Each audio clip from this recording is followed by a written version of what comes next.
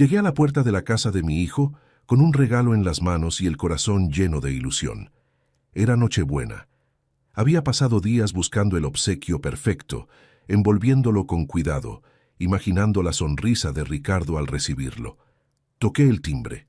Escuché risas del otro lado.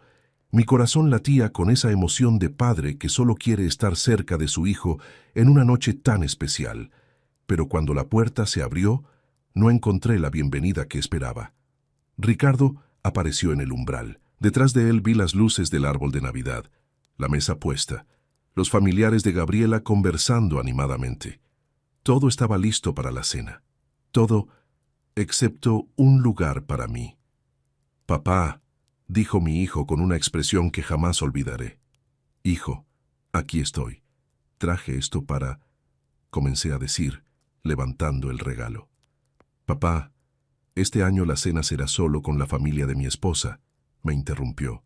Su voz era fría, distante, como si estuviera hablando con un extraño. Me quedé paralizado. El regalo casi se me cae de las manos. Detrás de Ricardo, vi a Gabriela observándome con una mirada calculadora. Los suegros de mi hijo estaban allí, mirándome también. Todos en silencio, todos esperando a ver qué haría yo. Antes de continuar con esta historia que me parte el alma cada vez que la recuerdo, quiero pedirte algo.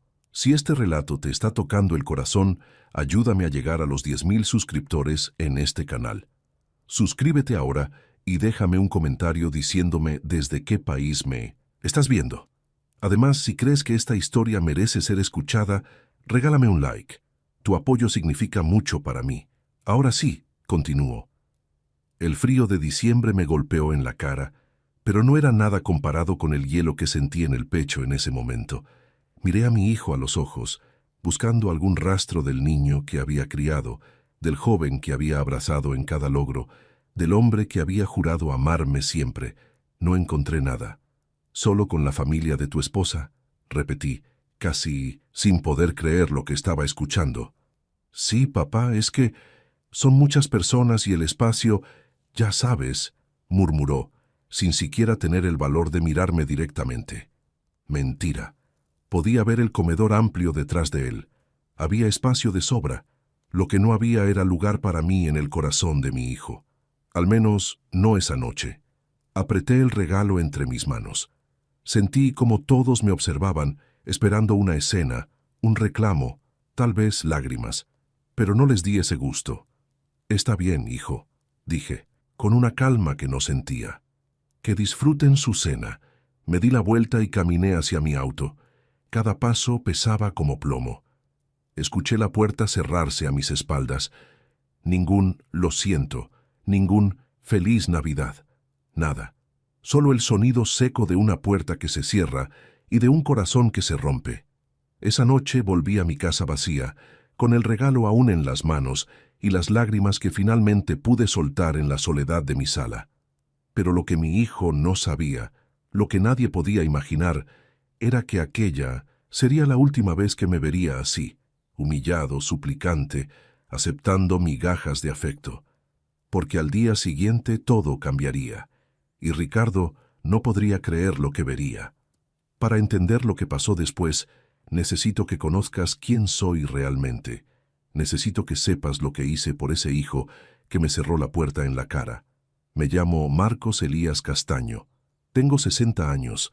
Nací y crecí en un barrio humilde de la Ciudad de México, donde aprendí desde niño que nada en esta vida se regala. Todo se trabaja. Todo se gana con sudor y sacrificio. Conocí a Lucía cuando tenía 23 años. Ella era la mujer más hermosa que había visto en mi vida. No solo por fuera, sino por dentro. Tenía un corazón enorme, una risa que iluminaba cualquier lugar. Nos casamos un año después y al cabo de 2 años nació Ricardo, mi hijo, mi razón de vivir. Cuando Ricardo tenía apenas 6 años, la vida nos golpeó con una crueldad que nunca esperamos. Lucía comenzó a sentirse mal.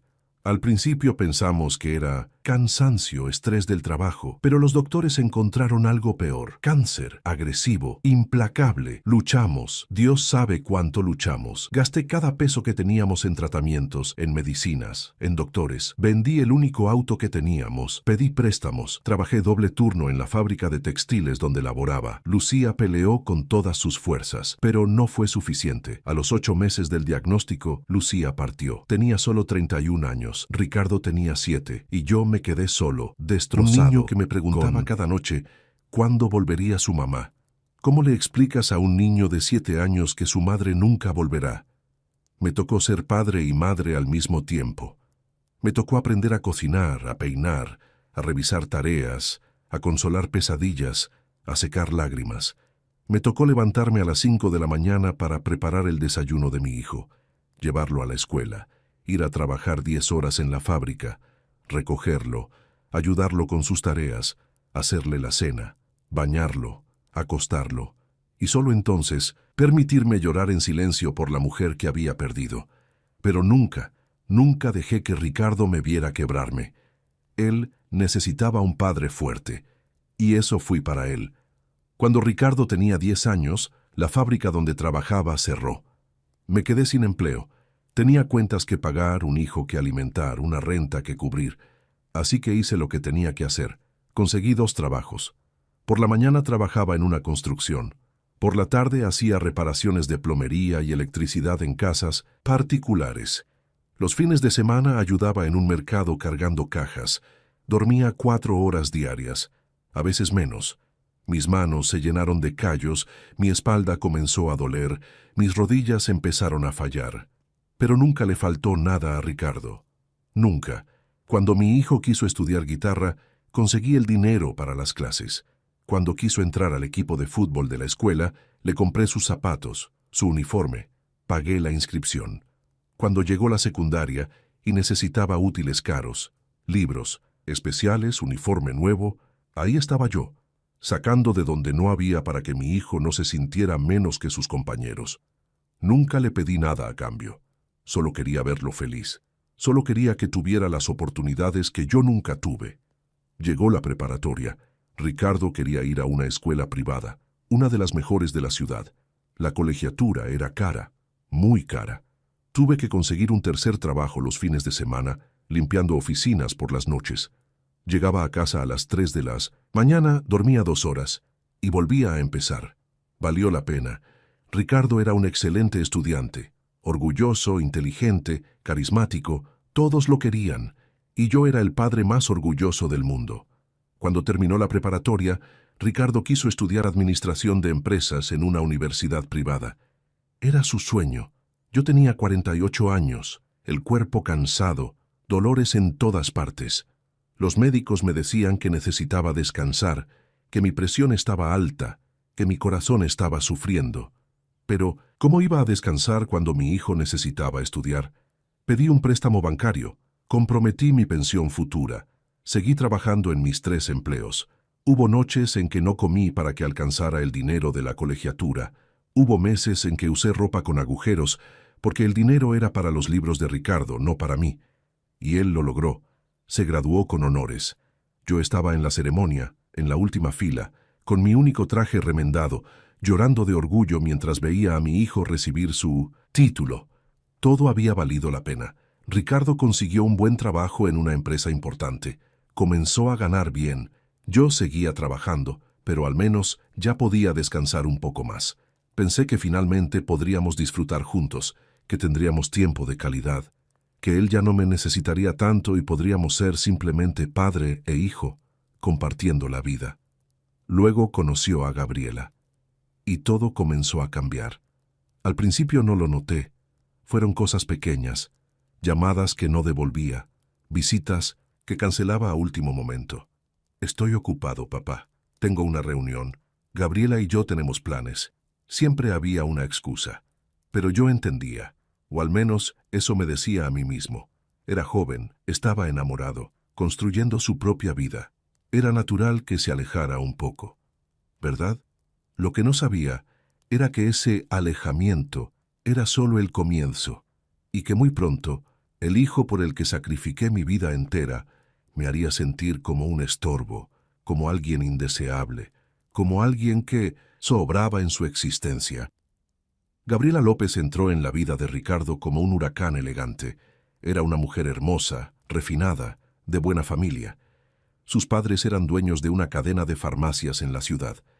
Ella había estudiado en universidades privadas, hablaba inglés perfectamente, se movía en círculos sociales que yo ni siquiera conocía. La primera vez que la conocí, supe que venía de un mundo completamente diferente al nuestro. Ricardo me invitó a cenar para presentármela. Yo llegué con mi mejor ropa, que seguía siendo humilde comparada con la de ellos. El restaurante era de esos elegantes, donde los precios del menú te hacen tragar saliva. Pero no me importó. Estaba emocionado de conocer a la mujer que había robado el corazón de mi hijo. Gabriela fue cortés, demasiado cortés. Esa cortesía fría y calculada que usan las personas cuando están siendo educadas por obligación, no por afecto. Sonreía, pero sus ojos me evaluaban. Me hacía preguntas sobre mi trabajo, sobre dónde vivía, sobre mi familia. «¿Así que usted trabaja en construcción?», preguntó con una sonrisa que no llegaba a sus ojos. «Sí, y también hago trabajos de plomería y electricidad», respondí con orgullo. Gracias a eso, pude darle a Ricardo la mejor educación posible. Vi cómo intercambiaba una mirada con mi hijo, una mirada que no supe interpretar en ese momento, pero que ahora entiendo perfectamente. Vergüenza. Mi hijo sentía vergüenza de mí delante de ella. «Qué admirable», dijo Gabriela, pero su tono decía lo contrario. «Debe haber sido difícil». Lo fue, pero valió cada sacrificio, dije, mirando a Ricardo con amor. Él apenas me sostuvo la mirada. Después de esa cena, las cosas comenzaron a cambiar rápidamente. Las llamadas de Ricardo se volvieron más esporádicas. Antes me llamaba 2 o 3 veces por semana. Ahora pasaba una semana, luego 2, sin noticias de él. Cuando yo lo llamaba, sus respuestas eran breves. «Hola, papá. Estoy ocupado. ¿Te puedo llamar luego?». Pero ese luego nunca llegaba. Intenté visitarlo en su departamento. La primera vez que fui después de que comenzara su relación con Gabriela, me recibió en la puerta. Literalmente en la puerta. No me invitó a pasar. «Papá, ¿qué haces aquí?», preguntó, como si mi visita fuera una invasión. «Vine a verte, hijo. Hace semanas que no hablamos. Te traje algo de ese mole que te gusta tanto», dije, mostrándole el recipiente que había preparado con tanto cariño. «Ah, gracias. Es que justo Gabriela y yo íbamos a salir. Tal vez otro día, ¿sí?». Tomó el recipiente y cerró la puerta. Ni siquiera me ofreció un vaso de agua. Me quedé ahí parado, en el pasillo, sintiendo cómo algo se rompía dentro de mí. Se casaron 6 meses después. Fue una boda grande, elegante. Yo estaba invitado, por supuesto, pero desde el momento en que llegué me sentí fuera de lugar. Los padres de Gabriela me saludaron con la misma cortesía fría de su hija. Los amigos de la pareja me miraban con curiosidad, preguntándose quién era ese señor con el traje barato en medio de tanta elegancia. Durante la recepción, intenté hablar con Ricardo. Quería decirle cuánto lo amaba, cuán orgulloso estaba de él, cuánto me alegraba verlo feliz. Pero cada vez que me acercaba, él estaba ocupado. Con los invitados, con los fotógrafos, con Gabriela. En un momento logré encontrarlo solo por unos segundos. «Hijo, qué hermosa ceremonia. Tu madre estaría tan orgullosa». «Sí, papá. Gracias por venir», me interrumpió, mirando por encima de mi hombro, buscando una excusa para alejarse. «Discúlpame, tengo que saludar a unos tíos de Gabriela», y se fue. Ese día lloré en mi auto antes de volver a casa. No lágrimas de felicidad por ver a mi hijo casado, sino lágrimas de dolor al darme cuenta de que lo estaba perdiendo. Después de la boda las cosas empeoraron. Ahora vivían juntos en una casa que los padres de Gabriela les habían regalado. Una casa hermosa, en una zona exclusiva. Yo los visitaba de vez en cuando, siempre avisando antes, siempre preguntando si era buen momento. Las visitas eran incómodas. Gabriela me recibía con esa sonrisa de plástico, me ofrecía café y luego desaparecía, dejándome solo con Ricardo. Pero mi hijo ya no era el mismo. Hablábamos de cosas superficiales. el clima, las noticias, su trabajo. Nunca de nosotros, nunca de recuerdos, nunca de lo que realmente importaba. Un día me atreví a preguntarle, «Hijo, ¿está todo bien entre nosotros? Siento que te he perdido». Se puso tenso. «Todo está bien, papá. Solo estoy ocupado. Ya sabes, el trabajo, el matrimonio, es mucha responsabilidad». «Lo entiendo, pero siempre puedes contar conmigo. Yo siempre estaré aquí para ti». «Lo sé, papá», dijo, pero no me miró a los ojos. Los meses pasaron. Las visitas se volvieron más raras. Las llamadas casi inexistentes. Yo me aferraba a cualquier migaja de atención que mi hijo me daba. Un mensaje de texto de vez en cuando, una llamada rápida en mi cumpleaños, una visita apresurada cada 2 o 3 meses. Me sentía como un mendigo suplicando por el amor de mi propio hijo. Un día escuché sin querer una conversación entre Ricardo y Gabriela. Yo había llegado a su casa para dejarles unos tamales que había hecho. Toqué el timbre, pero no respondieron. La puerta estaba entreabierta, así que entré pensando que tal vez no habían escuchado. Fue entonces cuando oí la voz de Gabriela desde la sala. «No entiendo por qué tu papá viene tanto. Es incómodo, Ricardo». «Ya sé, amor. Voy a hablar con él», respondió mi hijo. «Es que viene con su ropa vieja, con sus recipientes de plástico, con esa actitud de, no sé, como si le debiéramos algo». «Te entiendo, pero es mi papá». «Precisamente por eso debes poner límites. Mis padres casi nunca vienen sin avisar. Respetan nuestro espacio. Tu papá debería hacer lo mismo». Me quedé paralizado en la entrada. Sentí cómo el aire abandonaba mis pulmones. Dejé los tamales en la mesa del recibidor y salí sin hacer ruido. Esa noche lloré como no lloraba desde que murió Lucía. Pero sí, pensaba que ese era el fondo. Estaba muy equivocado, porque lo peor aún estaba por venir, y llegaría en la forma más dolorosa posible, en la noche en que más necesitaba sentirme parte de una familia. Los meses previos a esa Nochebuena fueron un lento descenso al infierno emocional. Después de escuchar esa conversación, intenté distanciarme. No quería ser una carga para mi hijo. No quería ser el padre incómodo que mencionaba Gabriela con tanto desdén. Dejé de visitarlos sin avisar. De mi manera hecho, dejé de visitarlos, punto. Esperaba a que Ricardo me llamara, a que él tomara la iniciativa, pero las semanas pasaban y el teléfono no sonaba. Fue un octubre solitario, un noviembre silencioso. Y cuando llegó diciembre, pensé que al menos en Navidad mi hijo recordaría que tenía un padre. A mediados de diciembre finalmente recibí una llamada de Ricardo. «Papá, ¿cómo estás?». Su voz sonaba casual, casi alegre. «Bien, hijo. ¿Y tú?», respondí, sintiendo cómo mi corazón se aceleraba de emoción por escucharlo. «Todo bien por aquí. Oye, te llamo porque Gabriela y yo queremos invitarte a la cena de Nochebuena. Será aquí en la casa». Sentí como si el sol volviera a brillar después de meses de oscuridad. «¿De verdad, hijo? Me encantaría. ¿Puedo llevar algo?». «No, papá, no te preocupes. Solo ven. Será a las 8 de la noche». «Ahí estaré. Gracias, Ricardo. No sabes cuánto significa esto para mí». Colgamos y yo me quedé mirando el teléfono con lágrimas en los ojos. Lágrimas de felicidad. Pensé que, tal vez, solo tal vez, las cosas estaban mejorando, que mi hijo finalmente había recordado que yo existía, que aún había espacio para mí en su vida. Pasé los siguientes días preparándome para esa cena. Fui al centro comercial y busqué el regalo perfecto. No tenía mucho dinero, pero encontré una hermosa foto enmarcada, una de las pocas fotos que teníamos Ricardo, Lucía y yo juntos cuando él era pequeño. La mandé restaurar digitalmente y la puse en un marco elegante. Debajo escribí: «Para mi hijo, la amado. Tu mamá estaría tan orgullosa del hombre en que te has convertido. Con todo mi amor, papá». También preparé un postre especial, el pastel de 3 leches que a Ricardo le encantaba de niño. Pasé toda la tarde del 24 de diciembre haciéndolo, con el mismo cariño con el que solía preparárselo cuando era pequeño, y celebrábamos nuestras modestas pero felices Navidades. Me puse mi mejor ropa, un pantalón de vestir que había comprado para la boda de Ricardo, una camisa que había planchado con cuidado, mis únicos zapatos formales que había lustrado hasta que brillaran. Me arreglé el cabello, me afeité, me puse un poco de colonia. Quería verme presentable. Quería que mi hijo se sintiera orgulloso de mí. Llegué a las 8 en punto. Puntual, como siempre. Llevaba el regalo en una mano y el postre en la otra.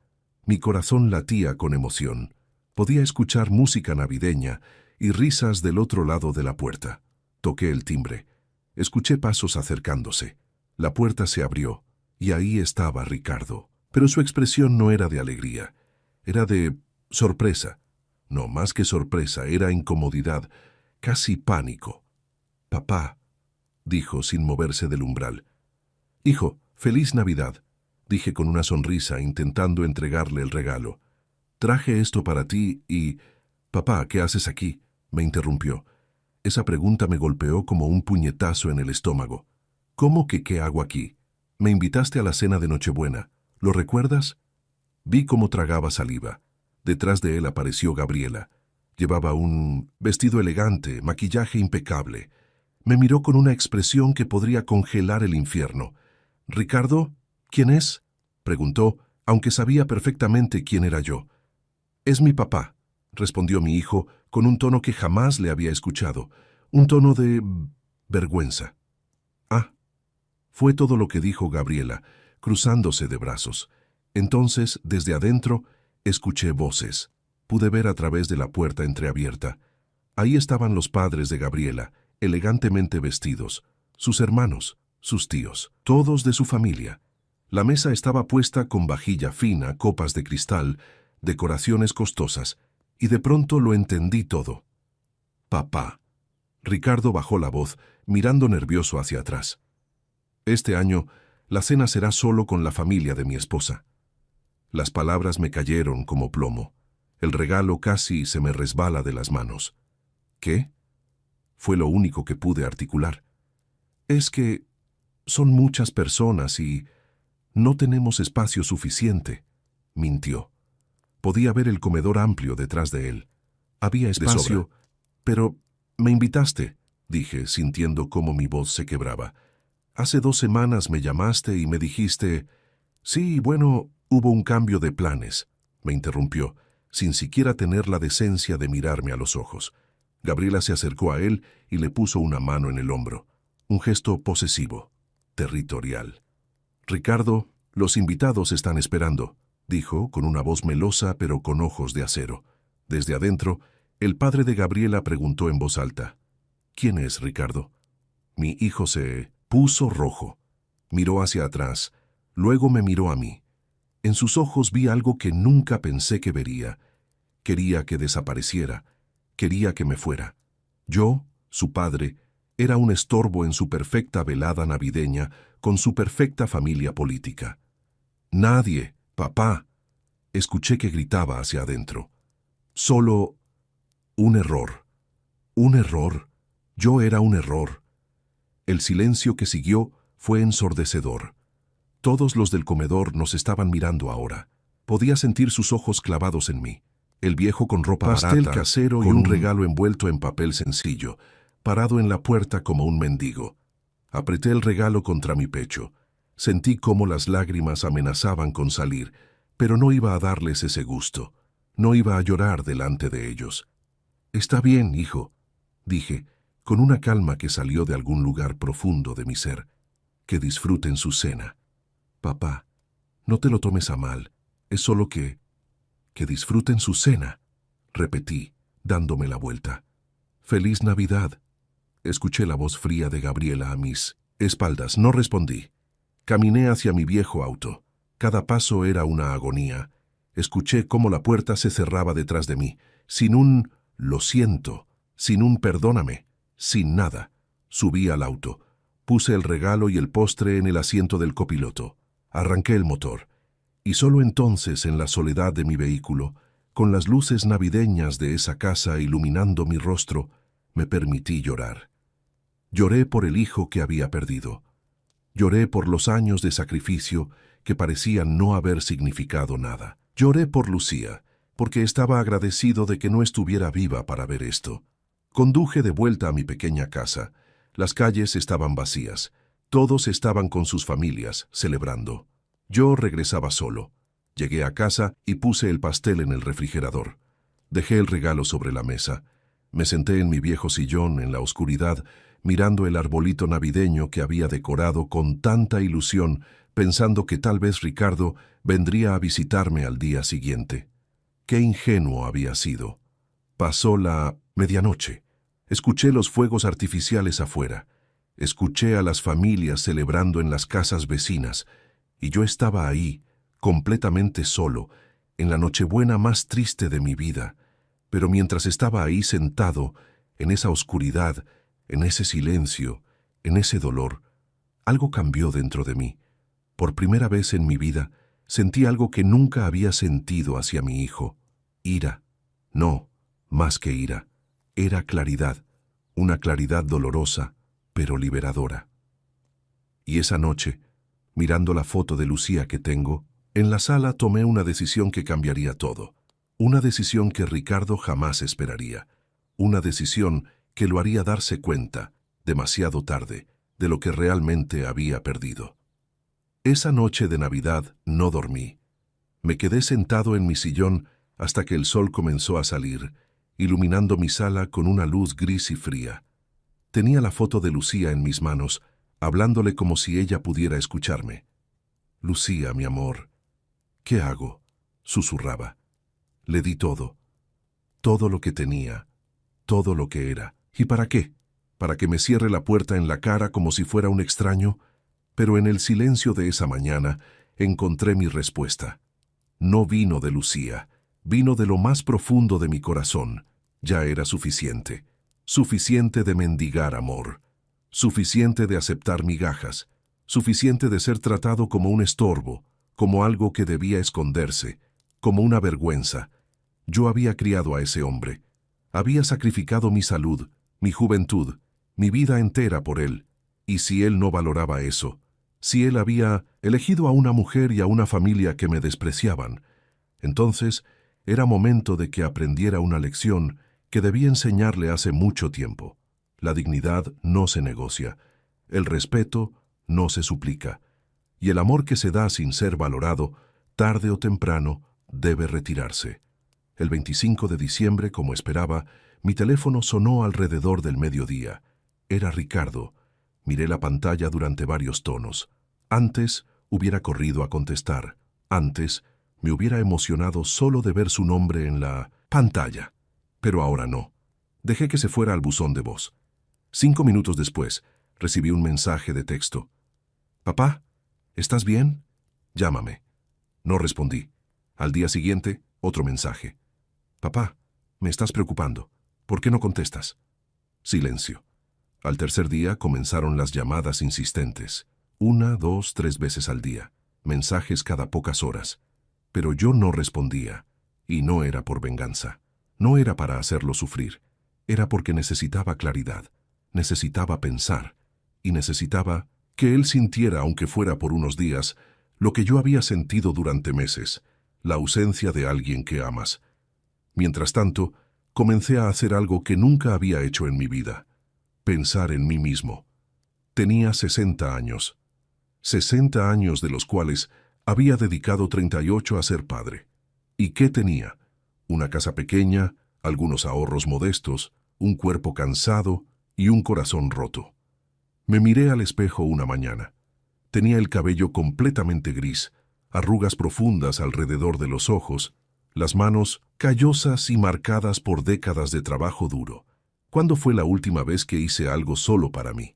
¿Cuándo fue la última vez que pensé en mi propia felicidad? No lo recordaba.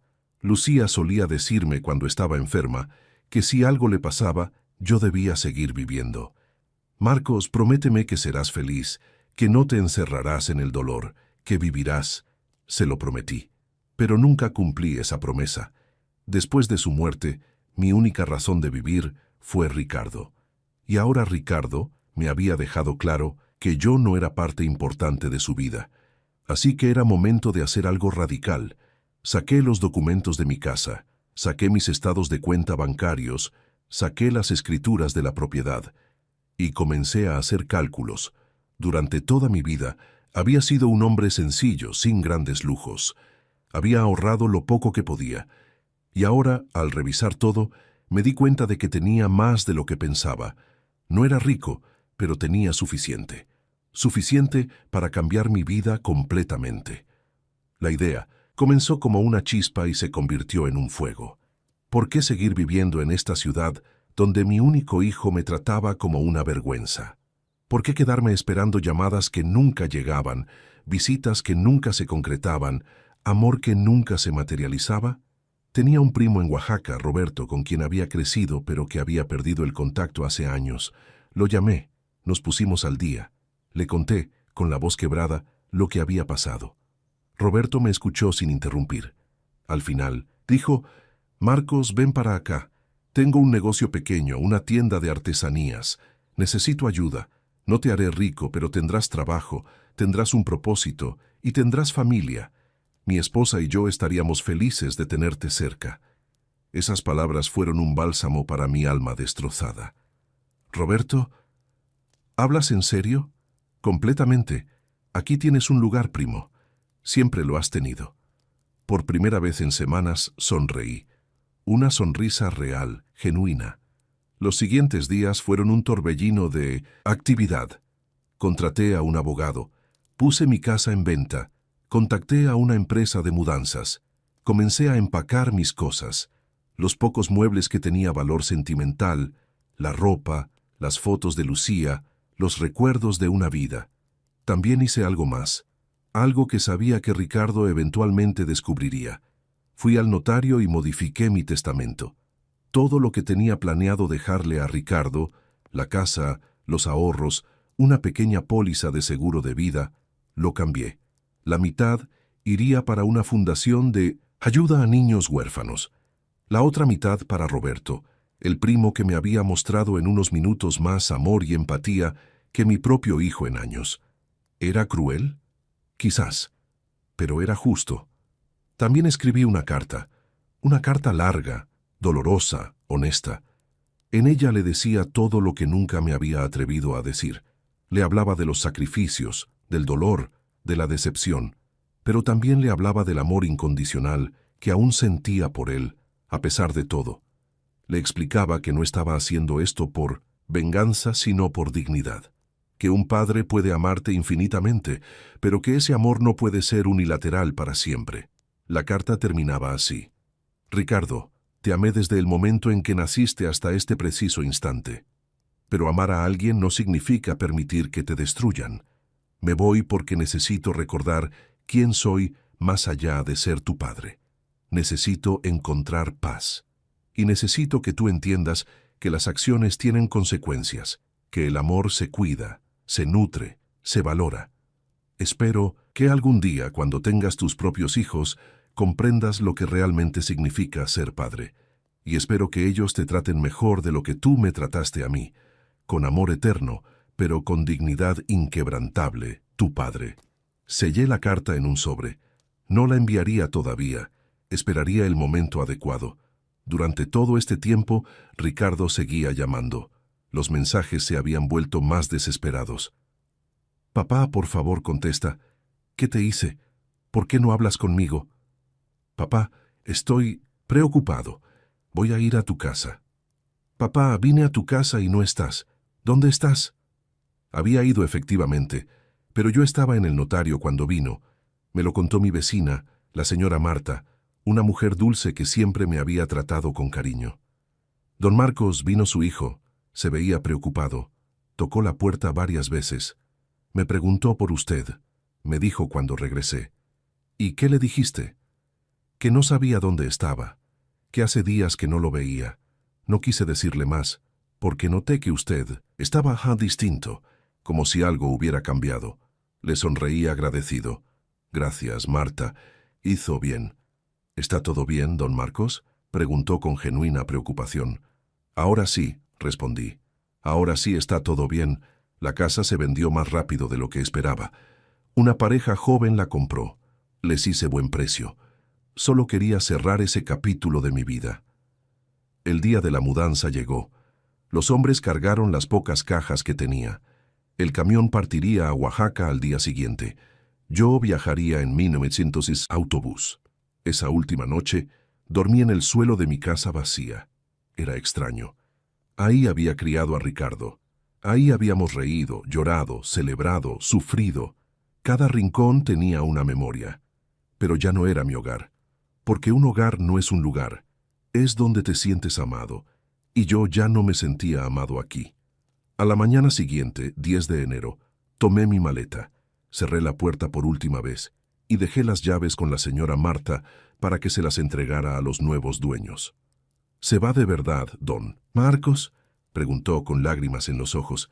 Me voy, Marta. Es hora de empezar de nuevo. ¿Y su hijo? Mi hijo tomó su decisión. Ahora yo tomo la mía. Antes de subir al taxi que me llevaría a la terminal de autobuses, saqué mi teléfono. Tenía 47 llamadas perdidas de Ricardo, 23 mensajes sin leer. Abrí los mensajes. El último decía: «Papá, por favor, dime que estás bien. Lo siento mucho. Sé que te lastimé. Por favor, hablemos. Te amo». Leí esas palabras. Te amo. ¿Cuánto había esperado escucharlas? Pero ahora sonaban huecas, vacías, como algo que se dice cuando ya es demasiado tarde. Escribí un único mensaje, corto, directo. Final. Estoy bien, necesito tiempo, no me busques. Lo envié. Apagué mi teléfono y subí al taxi. Lo que Ricardo no sabía era que cuando finalmente lograra encontrarme, cuando finalmente entendiera lo que había hecho, sería demasiado tarde. Porque el padre que había conocido, el padre que aceptaba cualquier cosa, el padre que siempre estaba ahí sin importar qué, ese padre había muerto en la puerta de su casa esa Nochebuena, y en su lugar había nacido un hombre nuevo, un hombre que finalmente había aprendido a valorarse a sí mismo. Oaxaca me recibió con los brazos abiertos. Roberto y su esposa, Carmen, me instalaron en una pequeña habitación encima de su tienda de artesanías. Era sencilla, pero tenía todo lo que necesitaba. Una cama cómoda, un baño propio, una ventana que daba a la colorida calle Colonial. Y por primera vez en meses dormí en paz. Los primeros días fueron de adaptación. Ayudaba en la tienda, organizaba el inventario, atendía a los turistas que llegaban buscando textiles oaxaqueños, alebrijes, barro negro. Roberto me enseñó sobre el negocio y me dio responsabilidades. Me sentía útil, valorado. Carmen cocinaba para mí como si fuera su propio hermano. Por las noches, los tres nos sentábamos a cenar y conversábamos sobre todo y sobre nada. Era simple, era humilde, pero era real. Esto era familia. Mantuve mi teléfono apagado durante 2 semanas. Necesitaba ese tiempo para sanar, para reconectarme conmigo mismo, para recordar quién era Marcos Elías Castaño más allá de ser el papá de Ricardo. Cuando finalmente lo encendí, había 134 llamadas perdidas, 89 mensajes, casi todos de Ricardo, algunos de números desconocidos, incluso 2 de Gabriela. Abrí los mensajes de Ricardo. Eran un descenso progresivo de preocupación a desesperación. «Papá, ¿dónde estás? Papá, la señora Marta dice que vendiste la casa. ¿Es verdad? Papá, por favor, dime dónde estás. Estoy desesperado. Fui al notario. Me dijeron que cambiaste tu testamento. ¿Por qué? Ah, ya lo sabía. Interesante cómo ese detalle captó su atención tan rápidamente. Papá, no me importa el dinero, me importas tú. Por favor, contesta». Seguí leyendo. Los mensajes se volvían más emotivos, más urgentes. «Papá, cometí un error. Lo sé, fui un idiota. Pero por favor, no desaparezcas así. Te necesito». Papá, Gabriela y yo tuvimos una pelea terrible. Le dije lo que hizo estuvo mal. Papá, por favor. Han pasado 3 semanas. Nadie sabe dónde estás. Estoy volviéndome loco. Por favor, solo dime que estás vivo. El último mensaje era de hace 2 días. Papá, si lees esto, por favor, dame una oportunidad de explicarme, de disculparme, de arreglar las cosas. Te amo. Siempre te he amado. Fui un cobarde y un mal hijo, pero te lo suplico, déjame hablar contigo. Cerré los mensajes. Sentí un nudo en la garganta. Parte de mí, Quería responder, quería correr de vuelta y abrazarlo, pero la parte más sabia de mí, la parte que había aprendido la lección más dolorosa de su vida, sabía que no podía hacerlo. No todavía. Abrí los mensajes de Gabriela. Solo había dos. Don Marcos, soy Gabriela. Ricardo está muy preocupado, por favor comuníquese con él. El segundo, enviado una semana después. Don Marcos, lamento mucho lo que pasó en Nochebuena. Fue inapropiado y cruel. Ricardo está destrozado. Por favor, contáctelo. Leí ese mensaje 3 veces. Fue inapropiado y cruel. Al menos reconocía la verdad, pero era demasiado poco, demasiado tarde. Decidí responder, pero no a Ricardo. No todavía. Respondí a Gabriela. Gabriela, agradezco su mensaje. Estoy bien. Dígale a Ricardo que estoy bien, pero que necesito espacio, mucho espacio. Envié el mensaje y apagué nuevamente el teléfono. Los días se convirtieron en semanas. Enero dio paso a febrero. Yo seguía en Oaxaca, trabajando en la tienda, explorando la ciudad, conociendo gente nueva. Roberto me presentó a sus amigos, a otros comerciantes, a artesanos locales. Una tarde conocí a Elena. Era una mujer de 58 años, viuda también, que vendía textiles en el mercado. Era hermosa de una manera natural y auténtica. Tenía una sonrisa cálida y ojos llenos de vida. Comenzamos a conversar. Ella me contó su historia. Había perdido a su esposo hace 5 años. Sus hijos vivían en Estados Unidos y rara vez la visitaban. Estaba sola, pero no amargada. Había encontrado la manera de ser feliz por sí misma. La soledad no es tan mala cuando aprendes a disfrutar tu propia compañía, me dijo un día mientras tomábamos café en el mercado. Tienes razón, respondí. Estoy aprendiendo eso ahora. ¿Y qué te trajo a Oaxaca, Marcos?, preguntó. Le conté. No todo, pero lo suficiente. Le hablé del rechazo, de la humillación, de la decisión de empezar de nuevo. Elena me escuchó sin juzgar. Al final, tomó mi mano y dijo, «Hiciste bien. A veces, el mayor acto de amor propio es alejarse de quienes no saben valorarte». Esas palabras sanaron algo dentro de mí. Elena y yo comenzamos a pasar más tiempo juntos. No era romance, al menos no todavía, pero era compañía. Era alguien que me veía como Marcos, no como el papá de alguien. Era refrescante, era liberador. Mientras tanto, en la Ciudad de México, Ricardo estaba viviendo su propio infierno. Lo supe porque un día, Roberto recibió una llamada. Era de un primo lejano que aún vivía en la capital y que conocía a Ricardo. «Roberto, ¿está Marcos contigo?», preguntó. «¿Por qué lo preguntas?». «Porque el hijo de Marcos, Ricardo, está buscándolo desesperadamente. Fue a la casa de mi mamá preguntando por Marcos. Está deshecho. Dice que su papá desapareció y que es su culpa. Ha contratado hasta un investigador privado». Roberto me miró. Yo estaba escuchando la conversación. «Sí, está conmigo», admitió Roberto. «Está bien, pero necesita tiempo. ¿Puedo darle tu número a Ricardo?». Antes de que Roberto pudiera responder, yo negué con la cabeza. «Dile que no, todavía no», susurré. Roberto entendió. «Mejor no, cuando Marcos esté listo, él se comunicará». Colgaron. Roberto me miró con preocupación. «Marcos, el muchacho está sufriendo». «Lo sé», dije. «Pero yo también sufrí, durante meses, y nadie vino a rescatarme. ¿No crees que ya es suficiente?». «Roberto», lo miré a los ojos, «no es sobre venganza, es sobre que él entienda. Realmente entienda. El dolor que causa cuando ignoras a alguien que te ama. La desesperación de no saber dónde está esa persona. La impotencia de no poder arreglar las cosas inmediatamente. Todo lo que estoy haciendo es lo que él me hizo a mí. Solo que yo no desaparecí porque quise. Yo desaparecí de su vida porque él me borró de ella primero». Roberto asintió lentamente. «Entiendo. ¿Y cuándo hablarás con él?». «Pronto», dije, «pero con mis términos, no con los suyos». A finales de febrero, casi 2 meses después de Nochebuena, decidí que era momento, no de reconciliarme, sino de cerrar el círculo. Encendí mi teléfono. Había 247 llamadas perdidas ahora, mensajes sin fin, incluso mensajes de números que no conocía. Probablemente amigos de Ricardo suplicándome que lo contactara. Escribí un mensaje, simple, directo. Ricardo, estoy bien. Estoy en un lugar donde soy valorado y querido. He iniciado una nueva vida. Si quieres hablar, podemos hacerlo, pero será en mis términos. Te enviaré una dirección. Si realmente te importo, vendrás. Si no, sabré que tomé la decisión correcta.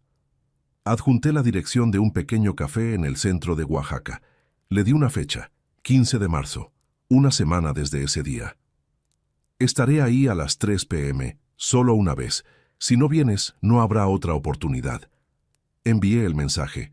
La respuesta llegó en menos de un minuto. Papá, gracias a Dios, ahí estaré. Te lo juro, ahí estaré. Te amo. Apagué el teléfono nuevamente. Roberto me preguntó, ¿estás seguro de esto? No, admití. Pero es lo correcto. Los siguientes días fueron extraños. Ansiedad mezclada. Compás. Miedo mezclado con resolución. No sabía qué pasaría en ese encuentro. No sabía si Ricardo realmente vendría. No sabía si podríamos arreglar algo o si sería un adiós definitivo. Pero sabía una cosa. Nunca más sería el padre que acepta cualquier cosa. Nunca más mendigaría amor. Nunca más permitiría ser tratado como algo secundario, como algo insignificante. Había recuperado mi dignidad, y nadie, ni siquiera mi propio hijo, me la quitaría de nuevo. El 15 de marzo se acercaba, y con él, el momento de la verdad. Ricardo tendría su oportunidad de hablar, pero esta vez sería yo quien pondría las reglas. Sería yo quien decidiría si había un camino de regreso, o si esta era verdaderamente una despedida.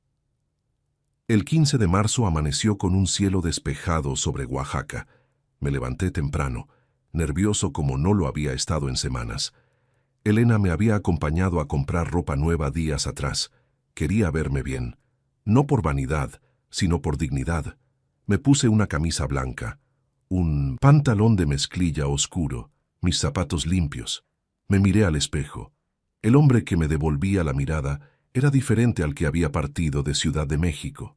Tenía el mismo cabello gris, las mismas arrugas, pero había algo distinto en sus ojos, determinación. Llegué al café a las 2:45 p.m., pedí un café y me senté en una mesa junto a la ventana. Las calles coloniales de Oaxaca estaban llenas de vida.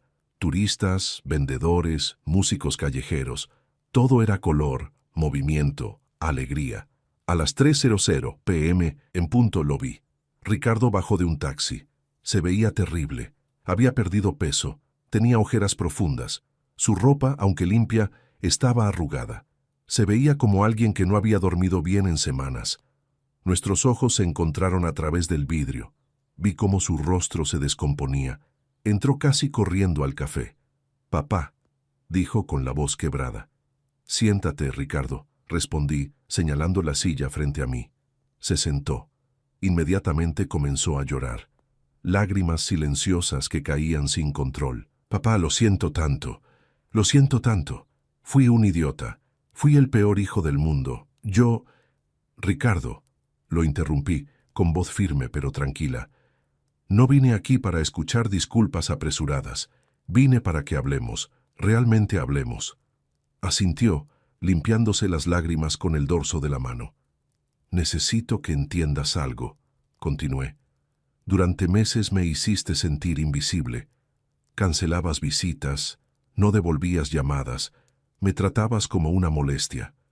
Y yo lo aceptaba porque te amaba, porque pensaba que era mi deber como padre, aceptar cualquier cosa con tal de mantenerte en mi vida. Papá, yo nunca quise...» «Déjame terminar», dije, y mi tono hizo que se callara. «Esa noche de Nochebuena, cuando me cerraste la puerta en la cara, cuando me dijiste que la cena era solo para la familia de tu esposa, algo se rompió dentro de mí. No fue solo dolor, fue claridad. Me di cuenta de que había estado mendigando amor de mi propio hijo. Y eso no es amor, Ricardo, eso es humillación». Él sollozaba, ahora sin disimulo. «Papá, Gabriela, ella me hizo creer que tú eras demasiado, que no encajabas en nuestra vida. Yo fui un cobarde. Le creí. Permití que me alejara de ti. Y esa noche, cuando sus padres estaban ahí, cuando todos me miraban. Yo solo quería que desaparecieras. Y me odio por eso. Me odio tanto, papá. ¿Y ahora? Pregunté. ¿Qué cambió? ¿Mi ausencia? ¿El testamento? ¿Qué te hizo despertar, Ricardo? Todo, admitió. Cuando no contestabas mis llamadas, cuando descubrí Habías vendido la casa, cuando el notario me dijo que me habías quitado de tu testamento, me di cuenta de que te había perdido. Y papá, el dinero me importa una mierda. De verdad.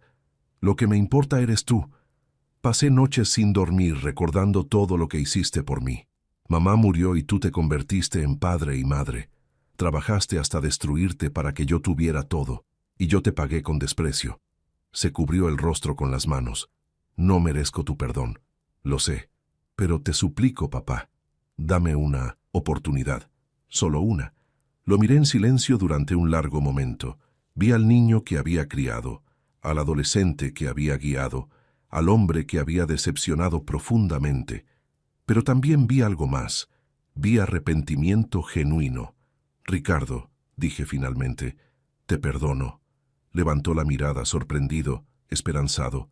Pero, continué, perdonar no significa olvidar, y no significa que las cosas volverán a ser como antes, porque yo ya no soy el mismo hombre. He aprendido a valorarme. He encontrado un lugar donde soy apreciado. Tengo amigos aquí, tengo propósito, tengo paz. ¿Eso significa que ya no quieres ser mi padre?, preguntó con voz rota. Siempre seré tu padre, Ricardo. Eso jamás cambiará. Pero ahora seré un padre que se respeta a sí mismo. Un padre que no acepta migajas. Un padre que exige lo mismo que da. Respeto, consideración, amor verdadero. Lo entiendo, dijo. Y te juro, papá, que te demostraré que puedo ser el hijo que mereces, no con palabras, sino con acciones. Si me das esa oportunidad, la tendrás, respondí, pero con condiciones. Primera, nunca más permitirás que nadie, ni siquiera tu esposa, te haga elegir entre tu familia y tu comodidad social. Segunda, las visitas, las llamadas, la atención, son mutuas. Si yo hago el esfuerzo, tú también lo haces. Tercera, si vuelves a tratarme como lo hiciste, no habrá tercera oportunidad. Me iré definitivamente de tu vida. Acepto todo, dijo inmediatamente. Todo, papá. Extendí mi mano a través de la mesa. Él la tomó apretándola como si fuera un salvavidas. Entonces empecemos de nuevo, dije. No desde cero, porque nuestro pasado existe, pero desde un lugar nuevo, más sano, más honesto. Ricardo se levantó y rodeó la mesa. Me abrazó con una fuerza que no había sentido en años. Y yo lo abracé también, permitiéndome sentir el amor que nunca había dejado de existir, pero que ahora venía acompañado de algo nuevo: respeto propio. Si esta historia tocó tu corazón, si te hizo reflexionar sobre el valor del respeto en las relaciones familiares, compártela. Y recuerda, nunca es tarde para exigir el amor que mereces. Gracias por acompañarme en este relato. Hasta la próxima.